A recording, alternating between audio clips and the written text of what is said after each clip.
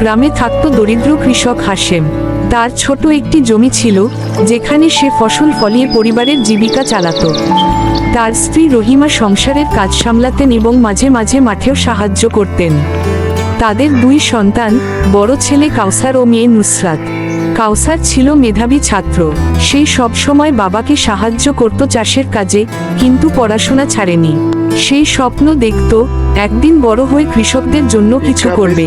নুসরাত ছিল ছোট, তবে সংসারের কাজে মাকে সাহায্য করত এবং স্কুলে যেত মনোযোগ দিয়ে।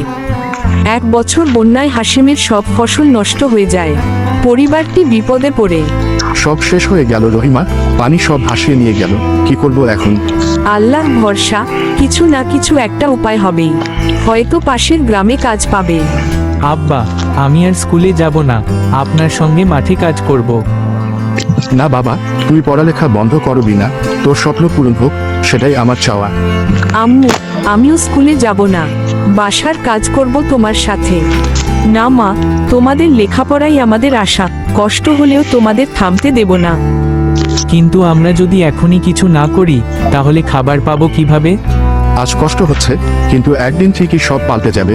আমরা সবাই একসাথে থাকলে কোনো কষ্টই বড় না।